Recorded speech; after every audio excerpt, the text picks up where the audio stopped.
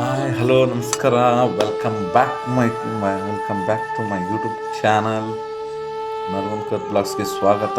ಮಂತ್ರಾಲಯದಿಂದ ಮುಂದೆ ಬಂದು ನಾವೀಗಿರೋದು ಮಂಚಾಲೆ ಅಂದರೆ ಬಿಚ್ಚಾಲೆ.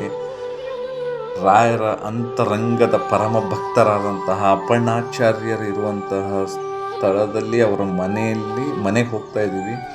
ಬಿಚ್ಚಾಲೆಯಲ್ಲಿದ್ದೀವಿ.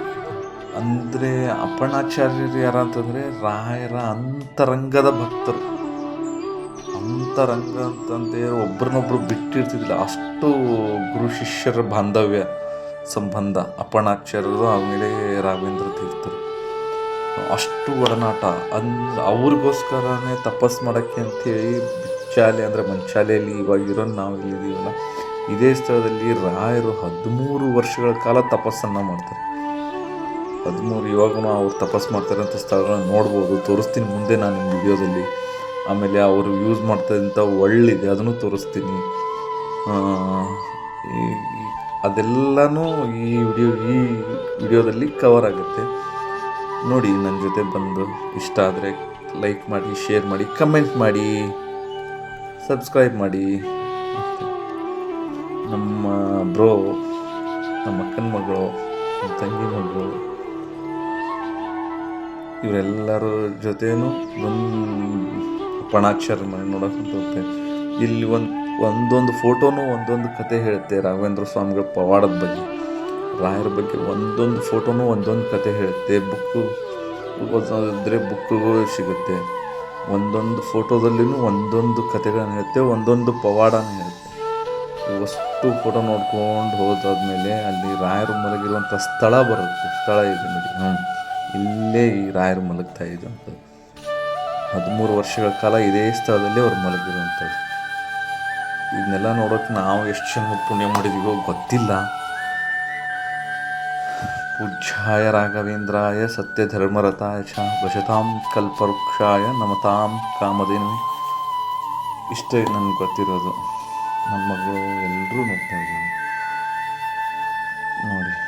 ಆಮೇಲೆ ಇಲ್ಲಿ ಒಳಗಡೆ ಅವ್ರದ್ದೇನೋ ಒಂದು ನಾಗದೇವತೆಯನ್ನು ಏನೋ ಮಾಡಿದ್ದಾರೆ ಅಂತ ಹೇಳಿ, ಈಗಲೂ ಇಲ್ಲಿ ಹರಕೆ ಗಿರಕೆಗಳನ್ನ ಏನಾದರೂ ಕಟ್ಕೊಂಡ್ರೆ ನಾಗದೋಷಕ್ಕೆ ಸರಿಯಾದ ಸ್ಥಳ ಇದು ಮಂಚಾಲೆ ಅಂತ ಹೇಳ್ಬಹುದು. ಇದು ಕೃಷ್ಣ ಸರ್ಪ ಅಂತ ಹೇಳಿ ಕೃಷ್ಣ ಸರ್ಪ ಅಂತ ಅಲ್ಲಿ ಬರೆದಿದ್ದಾರೆ, ಅದನ್ನೋಸ್ಕರ ಹೇಳಿದೆ. ಆಮೇಲೆ ಇಲ್ಲಿಂದ ನಾವು ಮುಂದೆ ಬಂದಿದ್ದು ಏಕಶಿಲಾ ಬೃಂದಾವನ ನೋಡೋಕ್ಕೆ. ಪ್ರಪಂಚದಾದ್ಯಂತ ಎಲ್ಲಿ ಇಲ್ಲ, ಒಂದೇ ಕಡೆ ಇರೋದು ಅದು ಬಿಚ್ಚಾಲೆ. ಅದು ಅಪ್ಪಣ್ಣಾಚಾರ್ಯರು ನಿರ್ಮಿಸಿದಂಥ ಏಕಶಿಲಾ ಬೃಂದಾವನ. ಅಲ್ಲಿ ನೋಡೋಕ್ಕಂತ ಬಂದ್ವಿ. ಮುಂದೆ ಬಂದು ಅದನ್ನು ದರ್ಶನ ಮಾಡಿಸ್ತೀನಿ, ಸಿದ್ಧೆ ಮಾಡ್ತೀನಿ, ಹೋಗ್ತೀನಿ. ಇಲ್ಲಿ ಹೋಗ್ಬೇಕಂತಂದರೆ ನಮ್ಮ ತಂಗಿ ಬೇರೆ ಸುಸ್ತಾಗಿದೆ ಅಂತ ಅನಿಸುತ್ತೆ, ಹಾಗಾಗಿ ಅಲ್ಲೇ ಕೂತ್ಕೊಂಡಿದ್ದಾನೆ. ಬರ್ತಾಳೆ, ಬನ್ನಿ ಏಕಶಿಲಾ ಬೃಂದಾವನನ ದರ್ಶನ ಮಾಡೋಣ. ತುಂಗಾ ನದಿ ತೀರದಲ್ಲಿ ಇದನ್ನೆಲ್ಲ ನೋಡಿದ ಮೇಲೆ ಒಂದು ಹಾಡಂತರೂ ಭಾಳ ಇಷ್ಟ ಆಗುತ್ತೆ. ತುಂಗಾ ತೀರದಿ ನಿಂತ ಸುಯತಿವರ ಯಾರೇ ಪೇಳಮ್ಮಯ್ಯ